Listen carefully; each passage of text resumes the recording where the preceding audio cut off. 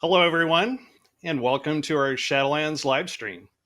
I'm John Haidt, executive producer for World of Warcraft. We have a lot to tell you about today, but first, I want to start by saying thank you to our amazing community. Like many of you, our regular routines have been turned upside down since we quarantined in March. We miss seeing our friends, the daily greetings, and face to face conversations that we took for granted have been replaced by webcam meetings, little windows into each other's homes. When we meet this way, we often talk about how COVID 19 and world events are affecting our team and our families. And one of the hardest parts is dealing with a feeling of helplessness. Initially, we struggled with maintaining a sense of purpose, but ultimately, we draw inspiration from all of you. In a situation where it's easy to feel isolated, our purpose is to help bring people together. WoW is truly a unique and magical place where people can maintain the bonds of friendship across physical distance by joining forces to take on epic challenges or just hang out and talk. In WoW, the journey together is the real reward. Getting an awesome loot upgrade, finally downing a mythic raid boss, defeating the enemy team in the last moments of a battle, all these experiences are memorable because we have each other to share them with. You've rekindled old friendships, made new ones, and gathered in Azeroth to honor fallen comrades.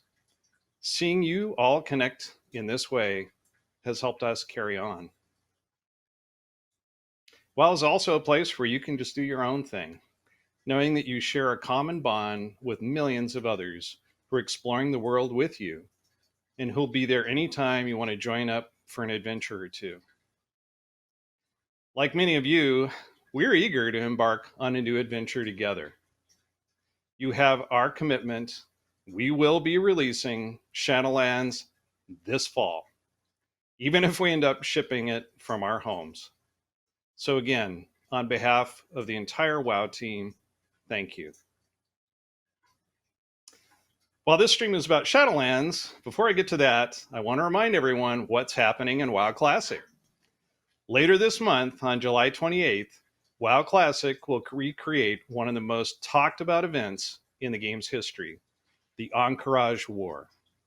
Players on every realm across the world will gather resources in a race to be the first to acquire the scepter of the shifting sands and open the gates of Encourage, signaling an epic war with the denizens of this ancient and deadly temple. I'm looking forward to welcoming all of our new Scarab Lords. Now, check this out. I just received our Shadowlands Collector's Edition. You can see on the spine of the box, looks like all the Collector's Editions you've seen before, except we have these full color Covenant emblems on the side. So it'll look great on the shelf with the other Collector's Editions. But one of the really cool things about this box is the front cover. It's literally exploding with color. This recreates the moment when Sylvanas broke the sky above Icecrown Citadel, and you can see that cool reflective material. Inside, you have the Epic Edition, which includes the Ensorcelled Everworm mount, an Anima Wormling pet, a bunch of digital goodies, and 30 days of game time. You'll also find, and this is something we know you've all asked for, so we did one just for Shadowlands, but here's the art book. Beautiful 4-color art on every page. I'm sorry, full color art on every page, but it has all the concept art and a lot of great imagery that are unique to Shadowlands. And so you can also celebrate Shadowlands at your desk or home office. We have Shadowlands mouse pad. Matches the background behind me. And then my favorite component for this is we actually have a collector's pin collection. This contains a pin for each of the covenants: Kyrian, Venthyr, Necrolords, and Night Fae. It also includes a soundtrack for Shadowlands, so you can listen to the music of the afterlife wherever you go. You'll be experiencing more of Shadowlands very soon. In fact, I'm pleased to announce World of Warcraft Shadowlands will officially enter beta next week. Beta participants will be able to experience the max level challenges in the Maw, the most dangerous place in all the Shadowlands, and one of the most rewarding too. To tell you more about our upcoming beta, I'd like to introduce our game director, Ian Hazakostas. On behalf of the WoW team, thank you again for your support. Hi, everybody. Thank you, John. Thank you for sharing your morning or evening with us, as the case may be. Super hyped to be able to share that collector's edition with everybody. One of my favorite features that John didn't get a chance to mention is that those pins actually have a self-destruct mechanism built in. So pick one carefully. If you want, the other three might vanish instantly. Let's talk a little bit about what is coming up in the beta ahead and Shadowlands in general. So first, I want to look back at the 3 months since we launched our alpha. Just about 3 months ago to this day, the alpha began, and we welcomed thousands of folks from around the world in to begin to share this great project that we've been working on really for the last couple of years. We've at this point journeyed through the 4 main zones of the Shadowlands, seen a glimpse of the Maw, experienced Covenant active abilities, and of course, seen Torghast. Our valiant alpha testers have completed over 800,000 quests in that time. Over 2,000 unique characters have finished Exile's Reach, our new player experience on the Alliance side, and ventured off to join the Alliance and go to Kultiris. Over 62,000 Torghast runs have been undertaken on our alpha servers. And alas, just over 11,000 of those ended in the clutches of the Tower Group. So be more careful next time. And crucially, over 64,000 in-game bug reports using our in-game reporting tool have been entered by alpha testers. Our QA team internally is busy poring over those. So far, I think they've cataloged something like 1,600 unique bugs that are being tracked in our system as a result of those reports, which will be fixed, of course, by the time Shadowlands comes out. And we know that's just the tip of the iceberg. This is really, an invaluable tool, and every bit of your feedback matters. Speaking of feedback, it's not just the feedback within the tool, but also broader discussions on the forums and the community at large, on places like Reddit and Twitter, and the videos folks are making to share reactions, thoughts, and ways in which the experience that they're seeing could be improved. Something that our entire development team is eagerly attentive to. Now, our alpha experience and our alpha process really is a true alpha. For the past weeks, what you have been seeing is the active organic evolution of the game. Sometimes a build might have a change that literally is 5 days old. It's an experiment. It's a solution to some problem that was discovered, and we want to see what reactions are immediately. There's a very quick turnaround time there, and it's a collaborative process between us and the community. And so we've seen some changes to, for example, the pacing of Torghast and the removal of any sort of the torment system or time limits there. An area in Torghast we've heard a lot about also is, frankly, just how much fun people are having and the grim prospect of only being able to do it a certain number of times a week. I think we'd previously discussed that the Endless Corridors section of Torghast would be completely ungated, but I'm actually happy to announce that at this point, we are shifting to completely remove all keying from all the wings of Torghast. And so you can run it to your heart's content. If you want to go in, have fun with a buddy, try out a new build, just experience the dynamic gameplay of Torghast, we don't want to get in your way. We'll figure out a solution to the reward system there to make sure that you're not required or overly encouraged to endlessly grind it all week. But if you want to do it just because it's fun, we don't want to stop you.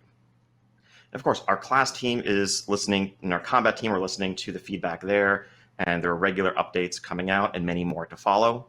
Our level design team, which sculpts the hills and the mountains and the roads that shape our zones, are actually eagerly devouring every bit of footage of people playing the alpha they can get their hands on, often watching people who get turned around or confused or stuck trying to climb up a hill that looks like it should be climbable, and they're instantly going in, fixing those areas for the next build the next week.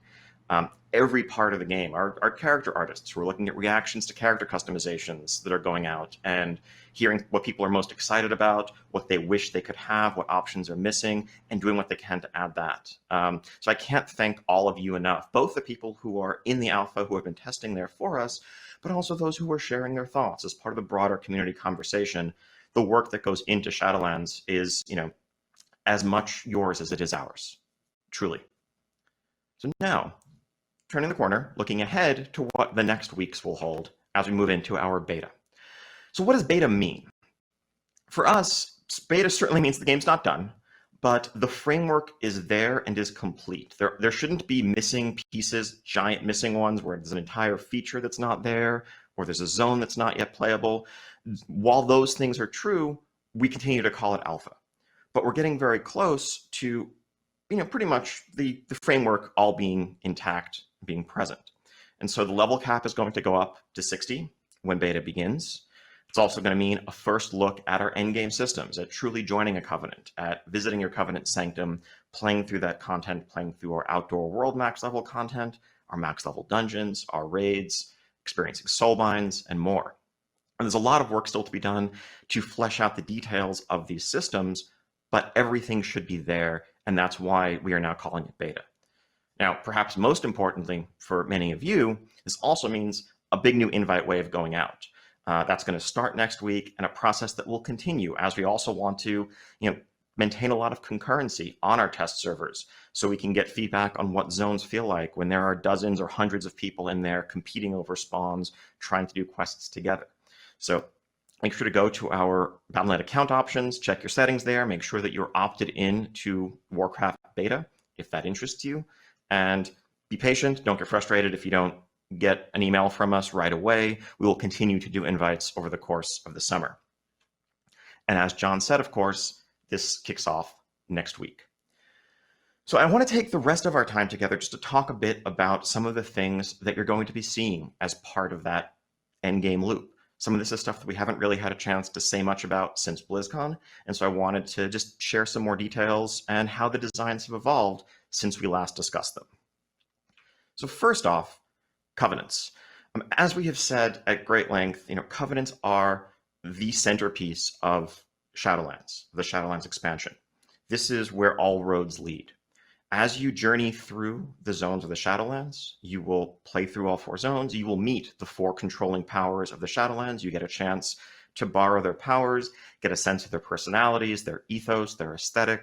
And at the end of that road, when you hit level 60, what awaits you is this fateful choice as you return to Oribos, now fully understanding the stakes that are affecting the Shadowlands and really all of existence, and choose whether you want to cast your lot with the Kyrian of Bastion, the Venthyr of Revendreth, the Necrolords of Maldraxxus, or the Night Fae of Ardenweald. And as you make that choice, what that means is unlocking an entire sphere of gameplay and content for you. What we've seen so far in Alpha really is just the tip of the iceberg. It's just these couple of active abilities that you get to experience while leveling up. We also made sure to make those testable as early as possible just to get mechanical feedback on them and what felt good and what didn't. But now it's time to see the rest of the iceberg and everything the covenants entail. So on the system side, first off, one of the most prominent immediate things you're going to experience is Soulbinds. So soulbinding is this ancient ritual in the Shadowlands whereby 2 souls can link themselves to each other, sharing a portion of their identity, of their memories, and also of their powers.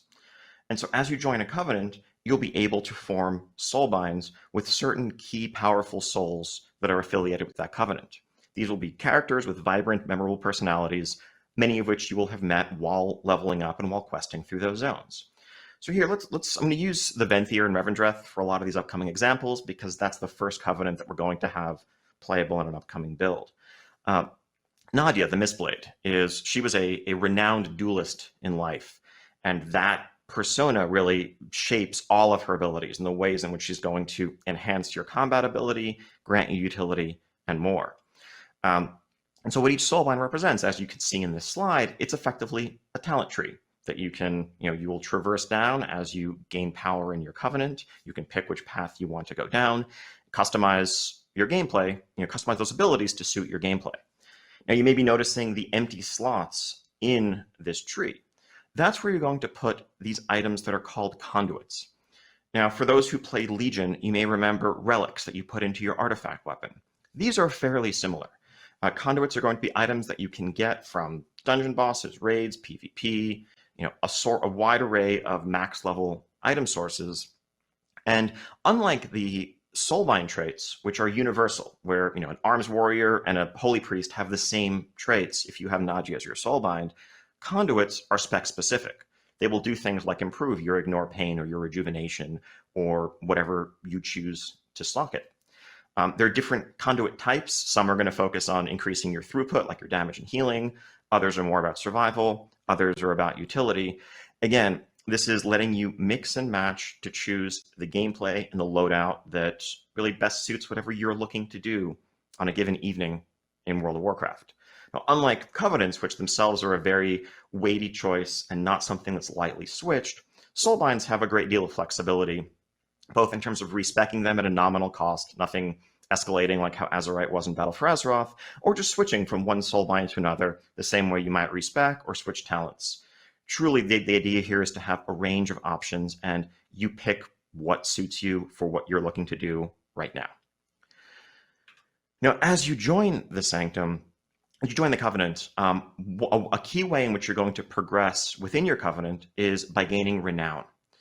Renown will deepen your connection with your Soulbinds. It will also unlock a wide range of features, rewards, followers, which we'll talk about in a little bit, cosmetics, and more. You'll earn Renown by, on a weekly basis, going out into the world, gathering Anima, this precious lifeblood of the Shadowlands that every Covenant is starving for, or by going into the Maw and rescuing tormented souls that really rightfully belonged in your Covenant, in your realm, but that were instead cast into the Maw because of how the Machine of Death is broken. This isn't an open-ended grind. This isn't like artifact power. This is a more metered progression as you're working on behalf of your Covenant. And we're making sure that really from the start, the moment Shadowlands launches, we have robust catch-up systems built in, whether you are an alt, someone who's switched Covenants, or someone who's just late coming to the game. We don't want you to feel like you're behind or like you have some catch-up calendar. But Renown is a primary way in which you will progress through the systems of the Covenant, including Soulbinds, but also some stuff I'm about to talk about next. So each Covenant has a Sanctum. Now these are, there's loose inspiration is drawn here from things like the garrisons back in Warlords or the class halls in Legion. Each Sanctum is the base of operations for that Covenant, and this is a place where you're actually likely to begin and end most of your gameplay sessions once you're at max level. Each Sanctum has a number of features to it that you can upgrade, but really restore to functionality. Because I think what we're going to learn as we venture through the Shadowlands is that this was a vibrant place that had its own ecosystem and politics and people with various pastimes, but all this has been thrown into disarray as a drought plagues the land, everything is withering, starved of anima, and chaos really is consuming the Shadowlands. And you, as a champion of your Covenant, will be working to restore that order, to restore things to how they once were. And that will be largely accomplished by getting anima, rescuing souls from the Maw, and restoring, activating these structures. One of them that every Covenant has is a transportation network. So within your own zone, if you're a member of the Night Fae within Ardenweald, there's a complex route network that lets you quickly access different parts of the zone. The Venthyr and Revendreth have a network of blood mirrors that can basically teleport you around. We want to make it so that, particularly if this is something you're investing in, you feel most at home, most comfortable in your zone if you're a member of that given Covenant, because that is where your powers are greatest. That is where your Covenant's influence is greatest. Another structure that every Covenant has is something called an Anima Conductor. So as I've mentioned, part of the plight of the Shadowlands is this lack of anima. Groves in Ardenweald that were once flourishing with magical energy are now desiccated, withered. Temples in Bastion lie dormant, deactivated. The constructs that once guarded them are inactive. Anima is the answer to all of those things.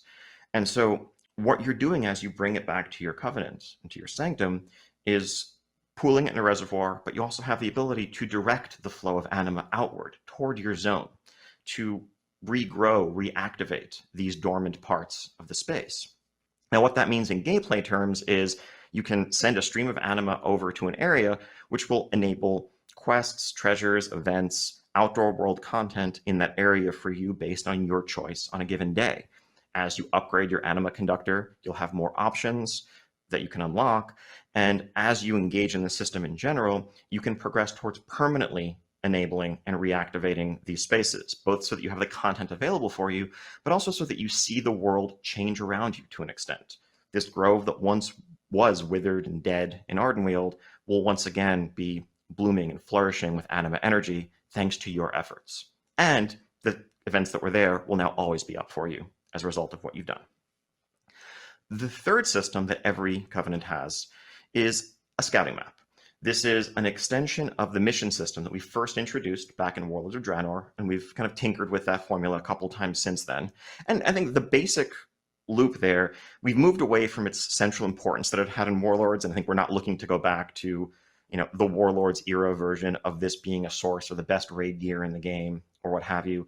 But it's an outlet for some storytelling, some offline progression. So you have something waiting for you where you log in and something that you can maybe check in on in shorter sessions. But we want to add more depth to the system than what we've had in the last couple of expansions.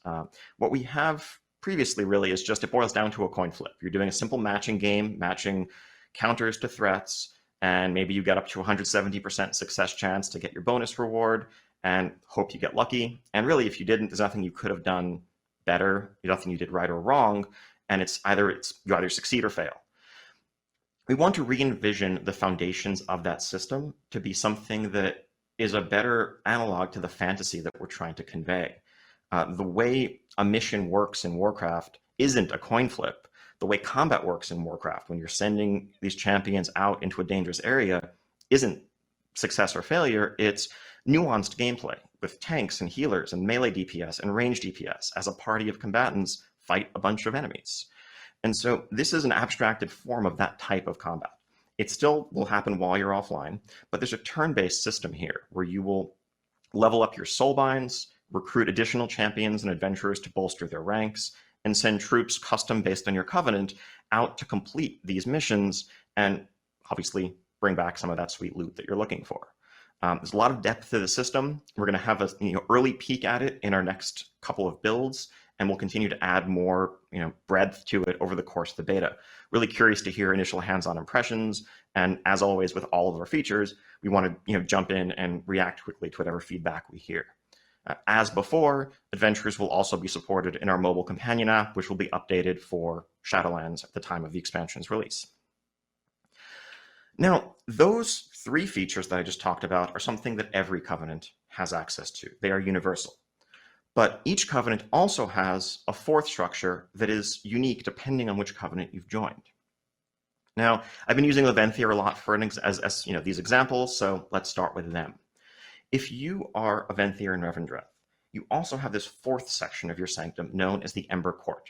Now, what the Ember Court is, it's a hosting venue for pretty rad parties.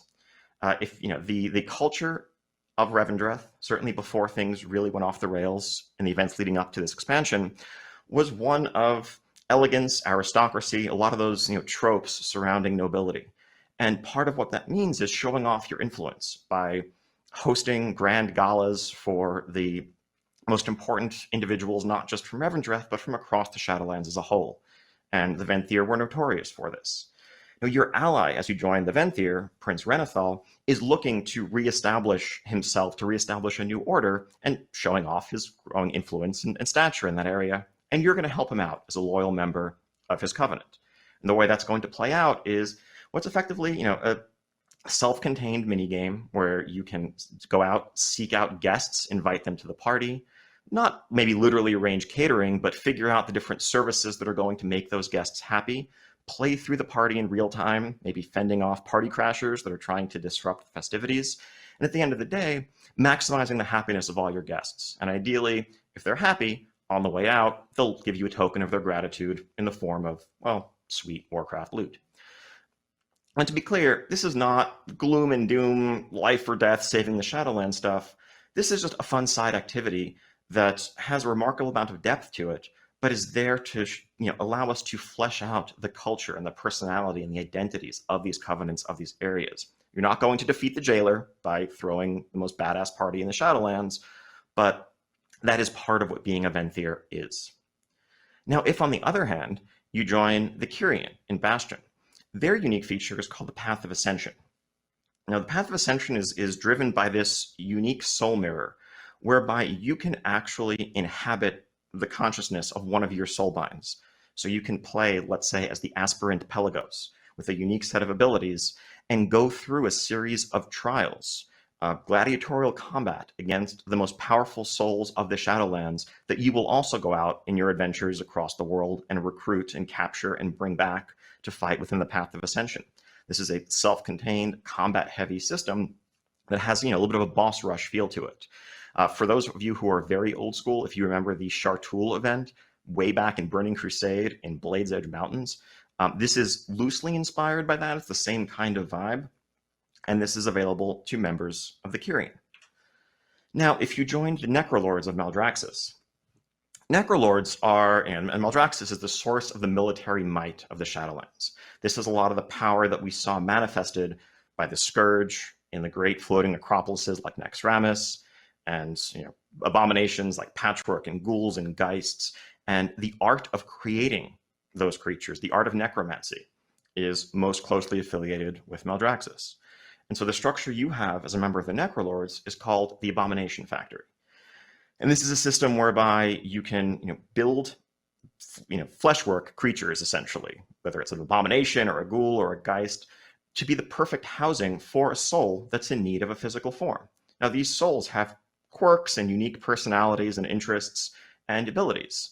So as you meet them, figure out what the right form for them is, and create a body for them to house, you can then adventure with them, unlocking various perks ranging from utility, extra gathering bonuses, to some combat perks in the outdoor world. And again, as always, this is available to Necrolords only. And finally, if you're a member of the Night Fae of Ardenweald, Ardenweald contains in its innermost reaches a sacred grove known as the Queen's Conservatory. This is where powerful souls effectively germinate, rest, are infused with the surrounding energies of the forest, and are prepared for rebirth and return to the world of the living, because that is the essential function, one of the essential properties of Ardenweald. Now, the form that takes for you as a player, this is effectively a soul garden, and it is inspired and has some parallels to the farm back in Mists of Pandaria, where you are tending your own plots, you are expanding them, upgrading them, being able to effectively fertilize them with different catalysts that are going to shape the consciousness of these souls as you nurture them back to life. So it's a bit more magical, but at the end of the day, its own branch of self-contained gameplay. And really, one of the core ideas behind this variety of features is to reinforce the breadth of what Covenant choice is all about, and to make your experience slightly different from that of your peers as you journey through the Shadowlands, or when you're jumping on an alt and checking out a different Covenant, giving you a whole set of new fresh systems to explore and experience there. So we'll have a lot more to talk about with Sanctums. We'll have deep dive blogs on individual pieces of these over the course of the summer as beta progresses, but that's an overview of some of the new stuff that you're going to be seeing in Covenants as beta begins. Now, some other new content. We are going to have, coming up, our last dungeon that we have not yet revealed, a max level dungeon called the Theater of Pain. Theater of Pain is a dungeon in the center of Maldraxxus, and this is really, it's an epic arena, and the dungeon takes place during an important event. There's this regularly recurring battle royale, effectively, where all of the war houses of Maldraxxus send their greatest champions to fight it out, and to prove who is the strongest, who is the most powerful of all, because that's a lot of what Maldraxxus is about. It's might makes right is the prevailing ethos there, and demonstrations of power and military might and cunning.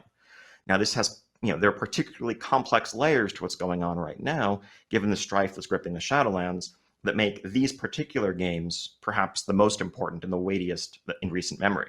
And you find yourself as an adventurer, as a party of adventurers, plunged into this conflict. And the way that's going to play out is as a very non-linear dungeon experience as you choose which of the different factions you're going to engage with first as you traverse the catacombs and the tunnels beneath the arena, ultimately culminating in a final encounter where we'll see if you, or well, the 5 of you, can emerge victorious as the ultimate champions of the Theater of Pain. And as with all things Maldraxxus, the prevailing decor here is super metal, so expect more of that as you enter this dungeon. Next up, we are going to be revisiting the outdoor space of the Maw. So this is really where it all began for us in the Shadowlands. We just saw a couple of weeks ago in Alpha that initial venture into the Maw, the domain of the Jailer, as we went in from Icecrown Citadel, not knowing what was going to await us on the other side. What we found was a horrific array of forces that we can't hope to overcome. We just barely escaped from the Jailer's clutches and made it out into Oribos, where we could then explore the rest of the Shadowlands. Well, now, as we hit level 60, as we are max level, with the power of a Covenant behind us, it's going to be time for us to return to this place where it all began, to go into the Maw, with the goal of investigating, exploring, trying to understand more of what the Jailer is up to and how we might thwart those plans. So fortunately, early on in our visits into the Maw, we're going to encounter probably the one singular being in all of the Maw who doesn't actively want to kill us, at least as far as we can tell, this mysterious broker known as Venari. Venari is kind of huddled away in a small cave in the outer reaches of the Maw, and you will be able to work with her to investigate and explore, gather precious artifacts and resources from throughout the Maw that will maybe make it a little bit more of a hospitable place for you, give you more information, increase your ability to traverse the Maw, as well as improve your effectiveness in Torghast. The Maw is really inspired by a lot of our more sandboxy endgame content in the past. Most recently, probably Mechagon from the Rise of Ashara patch that we had in the middle of Battle for Azeroth. But those roots go all the way back to places like Timeless Isle. This isn't a place where you're going to bring up your map and see a bunch of world quests and clear direction. It's more about a loose structure, general broad objectives, and then lots and lots of discoverable gameplay. So we can't wait to have people jump in here, let us know what you think. And one of the really fun challenges in creating this experience was trying to create gameplay that reflects the fantasy of the space. You are not welcome here. This is not a place full of flight paths and inns to set your Hearthstone and people who are welcoming you at every turn. Everything in the Maw rejects your very existence and presence there. You do not belong here. And everything you do is under the watchful eye of the Jailer, where if you raise a bit too much of a ruckus, you are engaging in you're making a bit too much noise, fighting too many big champions, calling the attention of the Jailer upon you, you're going to need to beat a hasty retreat if you want to get out there and if you want to escape with your life and your hard-won earnings intact. So I'd like to share with you a quick video that's just a look at what the Maw is like in motion.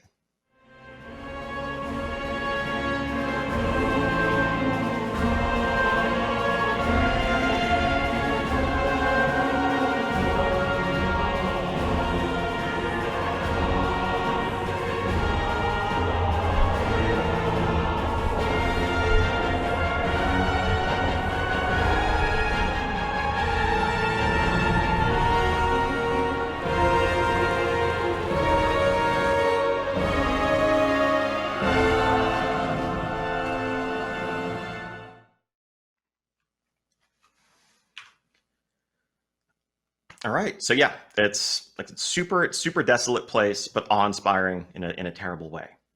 So those are some of the specifics that we've just covered. I also want to lay out a bit more of what lies ahead as beta unfolds across the summer. Later this month, we'll be kicking off formal raid testing of our Castle Nathria raid. This is a 10-boss raid in the zone of Revendreth, where you're ultimately going to face off against the Venthyr Lord Denathrius, who is one of the major power players in the Shadowlands. It's just incredible gothic fantasy. Our encounter team and our dungeon art team had a blast making this. We can't wait to get people in there. As always, we'll have focused testing windows for normal, heroic, mythic, and raid finder difficulties. And as we get on in the beta, we'll be looking to specifically have some targeted invites for experienced raiders who can give us the feedback that we need to get the tuning right on difficulties like Mythic. Also later this month, we'll be kicking off Shadowlands Mythic Keystone Dungeons. We want to get these in your hands as quickly as possible. As soon as max level content is unlocked, we want to enable Mythic Keystones. We'll probably have a vendor that just sells Keystones directly just to facilitate testing. Early on, we just want to get initial feedback on how our dungeons are playing with the core Mythic Plus affixes, so we can hear quickly, where things like bolstering or necrotic or bursting are extra frustrating, and make sure that we're making any tweaks early on to make the experience that you have ultimately when Shadowlands comes out the best one possible. Later on in beta, we'll also be revealing for focus testing our first Shadowlands seasonal affix, as well as some potential other tweaks to the system. Legendary rune crafting is something we're really excited to let people get their hands on. This is something we talked about way back at BlizzCon, and this is the expression of legendary items in Shadowlands. So for those of you who remember Legion, and really throughout the history of World of Warcraft, some of the coolest loot we've ever made has had that orange color, orange border. When you see a legendary item, it's usually something that's going to transform your gameplay and unlock an all new level of power within you. And one of the big points of feedback that we got that was frustrating in Legion was centered around how these items were obtained, and the lack of control over obtaining them. There might be an item that was tremendously powerful, you'd seen videos featuring it, you were really excited to get it, but there was nothing you could do to earn it, you felt, unless you got lucky. Shadowlands is really aiming from the outset to address those concerns and to give you a ton of agency and control over how you seek out and earn your legendaries. So early on, as you venture into Torghast, Tower of the Damned, you're going to encounter this mysterious runesmith who's chained up, shackled in a Hannibal Lecter-style cell in the bowels of Torghast. And what you'll learn pretty early on is that this runesmith wields some of the same power, that power of domination that was once used to craft incredible artifacts like Frostmourne or the now shattered helm of the Lich King.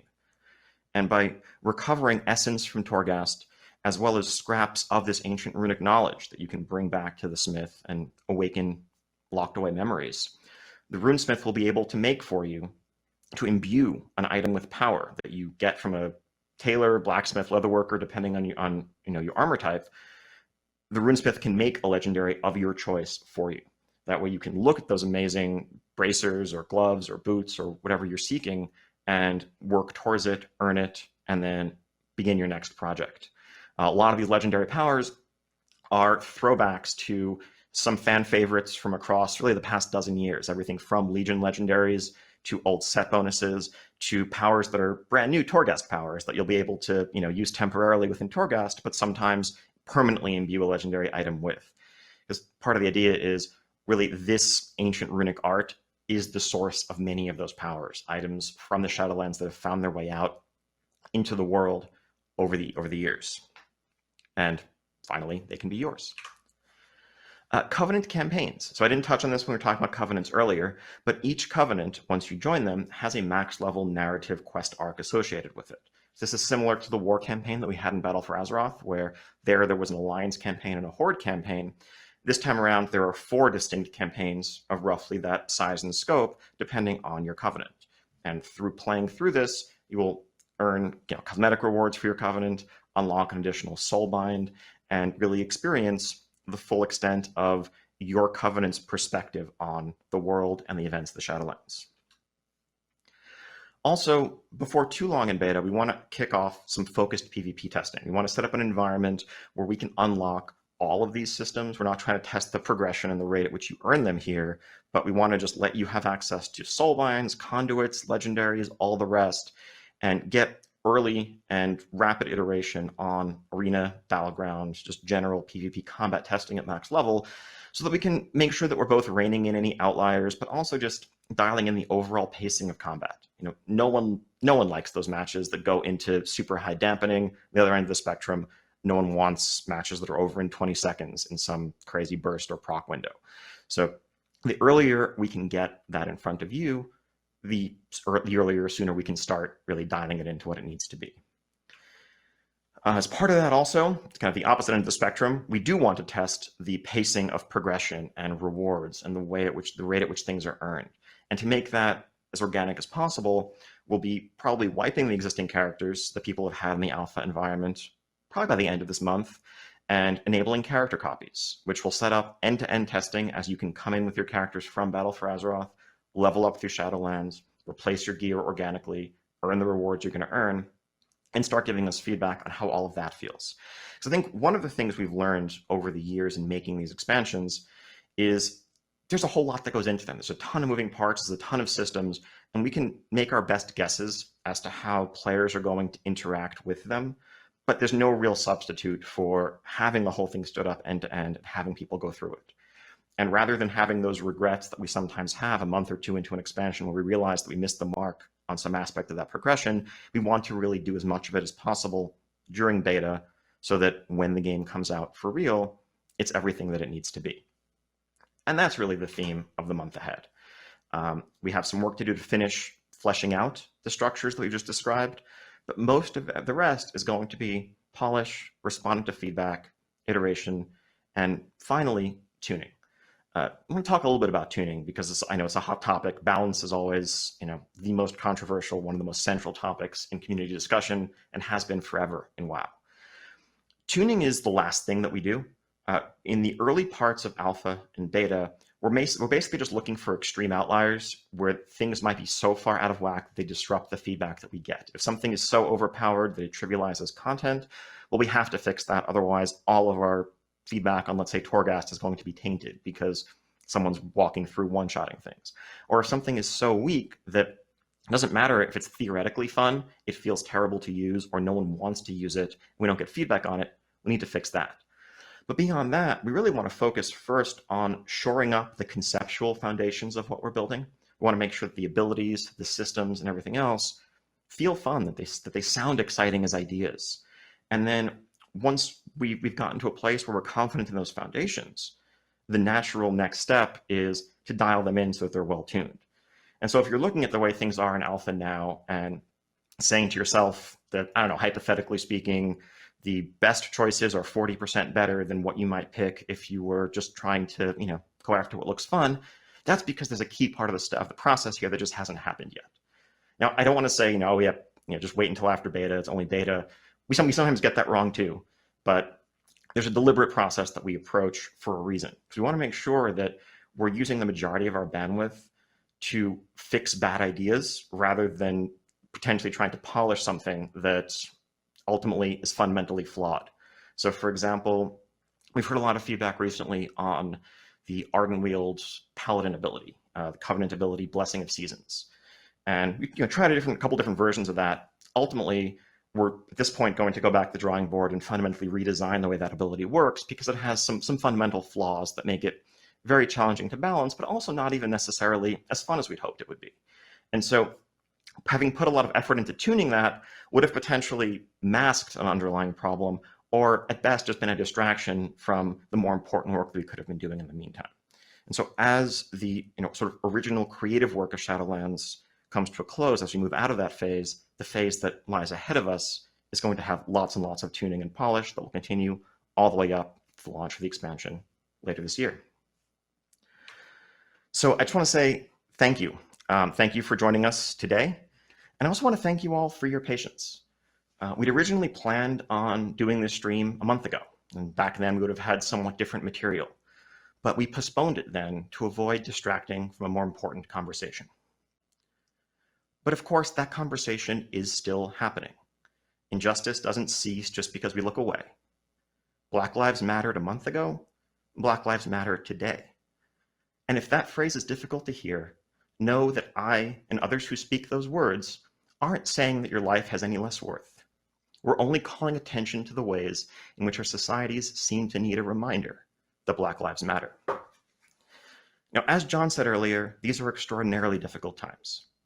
We all have our own struggles, and we can often help by simply listening with open hearts. So be kind to one another, stay safe, and we'll see you in Azeroth and in the Shadowlands beyond. Thank you.